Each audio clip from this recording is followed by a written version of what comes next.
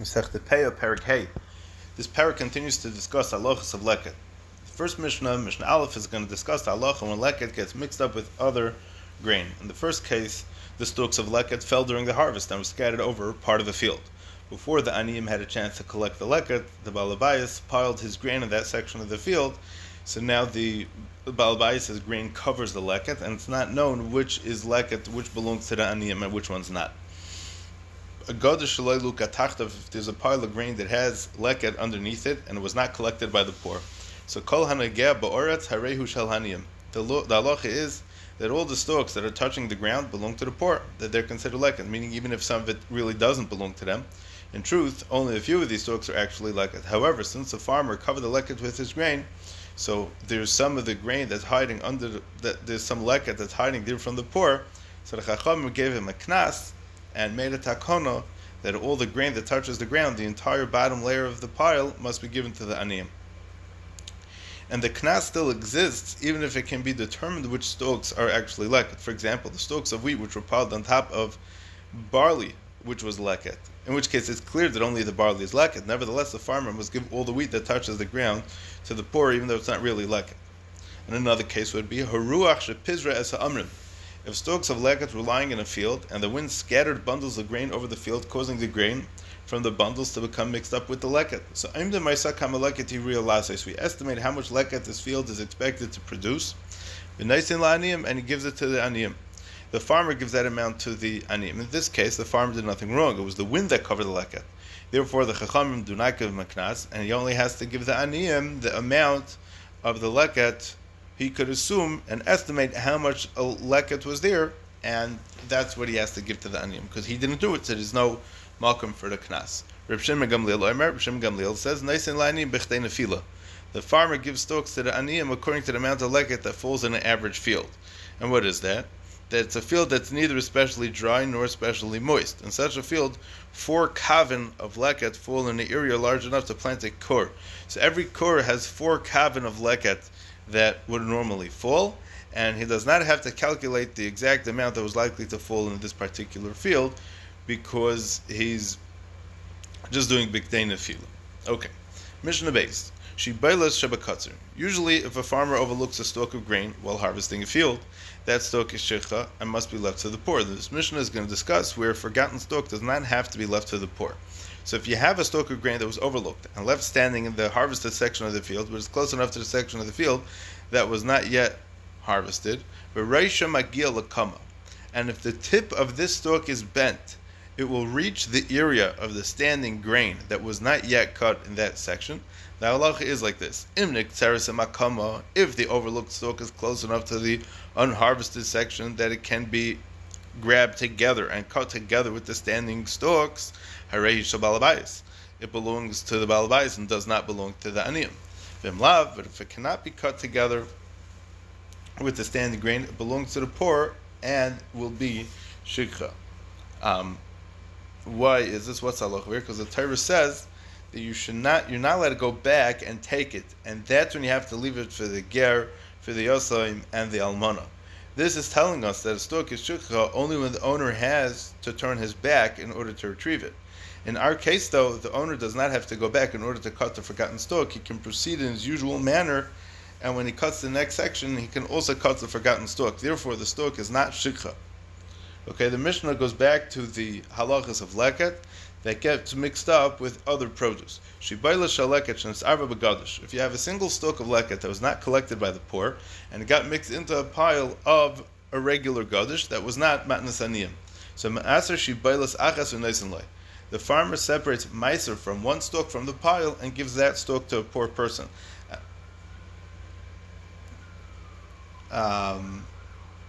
The lost stalk of leket is pater from meiser, just like peah, and therefore the farmer must replace it with a stalk that is likewise pater from meiser. Since he gives the ani a random stalk from the pile, which may or may not actually be leket, he must give meiser from that stalk before he gives it to the ani. And he does this as follows: he takes 2 stalks from the pile, he holds up one, and he says, if this stalk is leket, good. And if it's not leket, I designate a portion of the other stalk as meiser for this stalk. The first stalk's meiser is now taken care of, and the farmer gives it to an ani in exchange for the lost stalk of leket, which is very interesting halacha. And the poor person grants the farmer the stok of leket, so that the entire pile now belongs to the farmer. That's the concept of ma'aser shibelas achas v'neisenlei. Amr Belezer. Belezer argues in such a case and says that such an exchange of trading the meiser for the matnas aniyim doesn't work.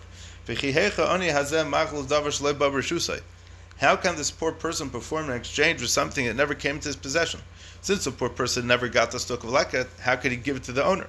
So what do you got to do? Says Dr. Belezer, the farmer has to give the entire gadish to the ani. Now the ani owns the entire stok of leket together with the rest of the pile. And the farmer separates meiser from a single stok and gives that to the ani. So in exchange for this, the ani gives the farmer a stok of leket and gives him back the rest of the pile. So at the end of the day, the result is that the entire pile belongs to the farmer, and the ani received one stalk of grain in exchange for the stalk of leket. Okay. Ein megalgalin b'toifach divrei Reb Meir v'chachamim matirin mipnei she'efsher. What's this? What are we talking about here? One may not channel water to flood his field before the poor collect leket from the field, because the water might damage the stalks of leket that are lying there, and that's going to be mazik the matnas aniyim. Divrei Reb Meir, these are the words of Reb Meir. V'chachamim ayrim, and the chachamim say, v'chachamim matirim, the chachamim permit this, that a person may flood his field even before the aniyim get there to collect the legat, even though it may cause the aniyim to lose out on legat, efsher, because it's possible to assess any damage that the poor suffer and compensate it for them. What's this talking about? So, the Melech Shlem explains that a water wheel was a device that transfers water from a well to the field. After harvesting his crop, a farmer would flood his field in order to soften the ground and prepare it for the next crop. So even though the field might suffer damage if it's not flooded right away, he may not flood it until the poor have collected the leket, meaning he would flood it b'davka. If the field suffers damage because he waited, he may deduct that loss from the poor by keeping an amount of leket equal to that sum. It's interesting because what's b'toifach, imagalgal and b'toifach, the Rav says it's a min kitnis dak, it's a certain kind of kitnis. Rambam pirish shehu min zera shekarin lekortaman v'derm l'sa'arim, and meaning nothing to do with the way we explained it over here. And v'omer Reb Meir she'imagalgal and zehaminim shar minei zroim look tzarei samayachad. You can't roll them together, so to speak, put the different minim together to how harvest them together. This is a much lower quality of kitness, and the leget that would have fallen from other minim, he's going to be end up taking from the toifach instead. So he's going to be mafsed la'aniyim, and the chachamim say the chachamim are matir mipnei she'efsher, because it's possible sheyipa leket mishar zram k'may kein min ha'toifach. Right, that's the first pshat. Then the Rav goes on to explain the second pshat, like we said, ein mailin mayim begalgal min habar lahashkes asasada oy laharbitza ad sheyehe mashke teferach laho, which was with the water wheel to flood the field, because that might cause a loss to the aniyim also. If a wealthy man is traveling from place to place and he runs out of food, and he needs to take leket shichah peah or meiser ani to eat for food, to sustain himself until he comes home. He may take them, even though he has money and possessions at home. Right now, he's considered poor. However, when he returns home, he must pay the poor, the aniyim, for what he took. He has to pay the aniyim. He must repay the amount that he took to the poor of the town from which he took it. He gives the money to the local charity fund, which distributes it to the poor. Meaning he's not taking from a specific ani, but he's taking it from, let's say, the kupa, or from the tamchoy, like the Mishnah is going to discuss at the end of Parak Ches. The Chachamim say no, that he doesn't have to pay back. Why? Because ani haya ba'isha. He was a poor man at the time, and he took the matnas aniyim, and he took it with 100% permission, and he took it 100% with rishus and entitlement. He therefore does not have to pay them back when he returns home. At the time he took the charity, he was a poor man. So when he returns home, he has access to money. So he's like a poor person who became wealthy. So such a person does not have to repay the tzedakah that he took when he was poor. Mishnah Hey, Hamachlefim aniyim, somebody who switches with the aniyim.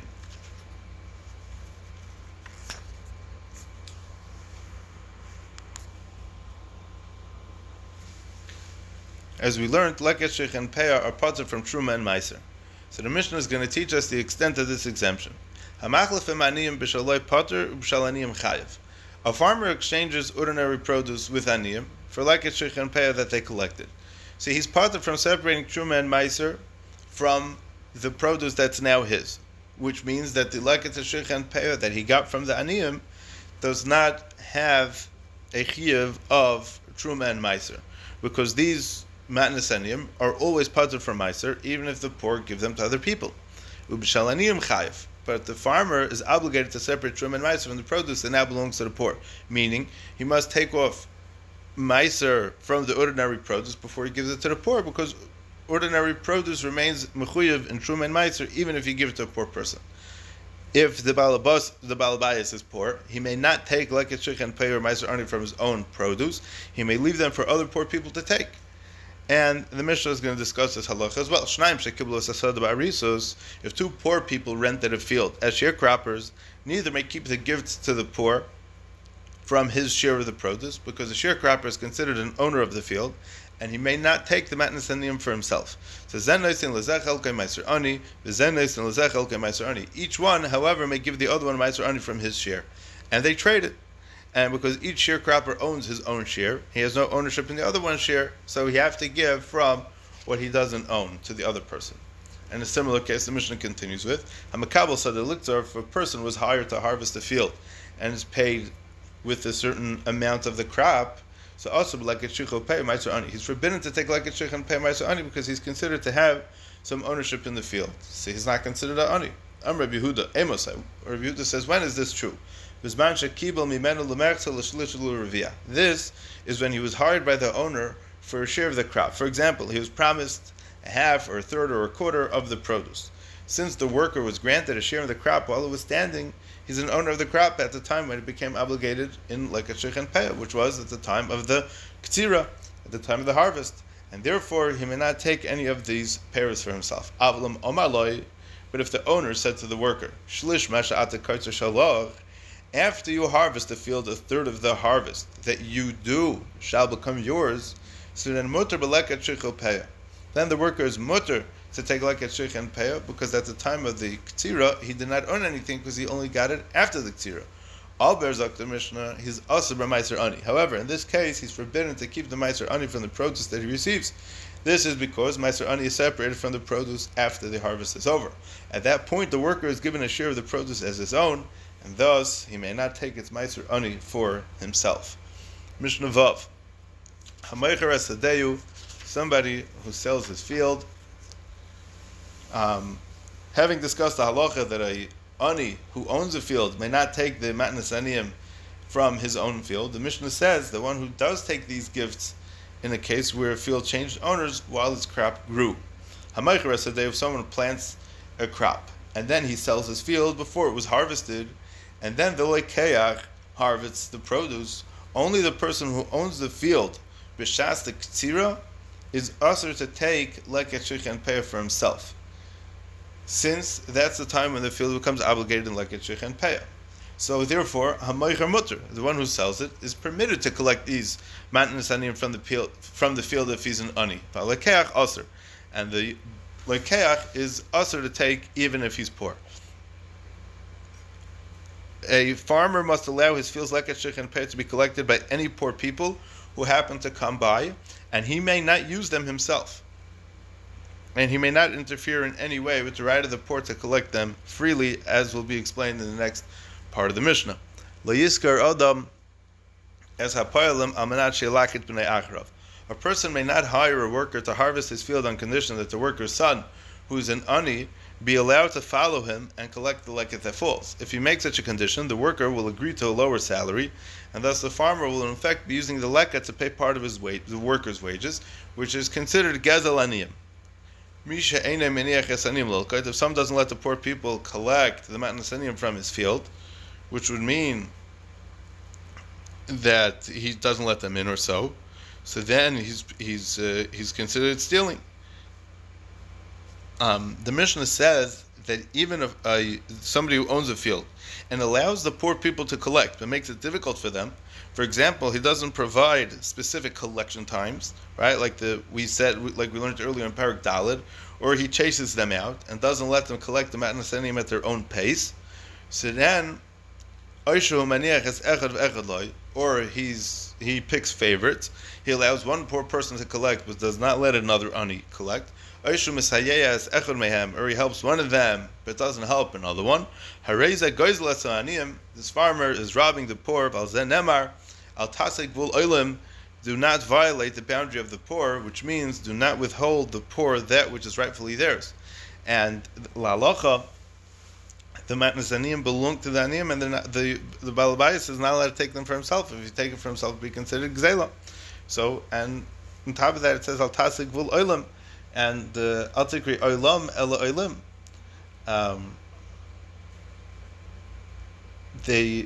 One of the pshatim that the Rav says over here is the mefarshi. There are those that explain that al tasik vul olam, those that are going up.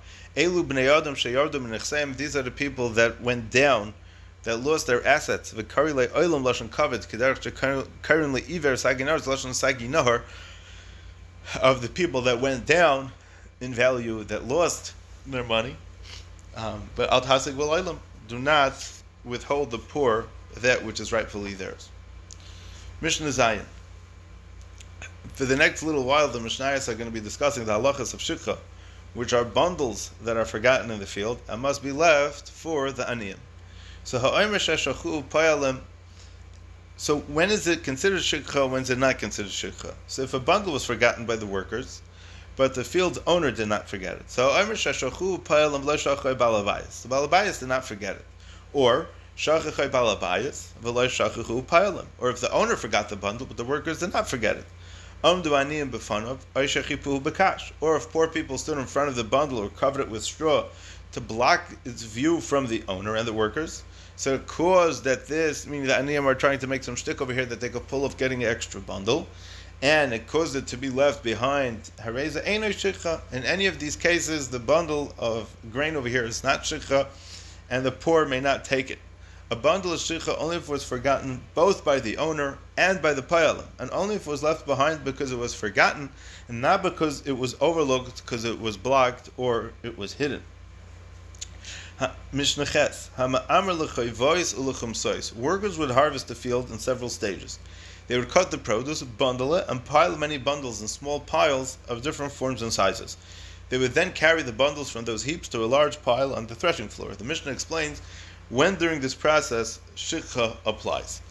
If somebody is collecting bundles of produce into hat-shaped heaps, which are koivos, lashon of koiva, ulechumsois, which are hidden heaps, which means that he would make a ditch in the ground, and he would leave the piles of the grain in the ditch. Lacharara, or a pancake-shaped heap, which was flat, round heaps in the shape of a pancake, or into small bundles, and meaning that now he keeps them in small bundles, but later on he'll gather them together and combine them into bigger bundles and then transfer them to the threshing place. Ein lo shikha, it's not mechuyev in shikha, meaning it's not subject to shikha. If while transporting the bundles he forgot one, so the forgotten bundles not shikha because the bundles are not yet being gathered together for the final time. So the gather of shikha is only when when he's finishing it up, when it's the last stage before he brings it to the threshing place.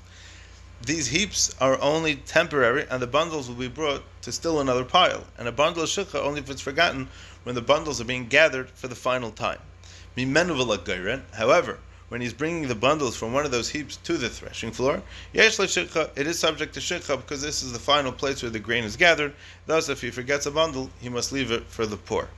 If someone is gathering bundles of produce into a large pile and he intends to leave them there for immediate threshing and does not plan to transfer them to the threshing floor, he is subject to shikha. In this case, that pile is the final stage in the process of gathering the grain, and thus a bundle forgotten on the way to that pile is shikha.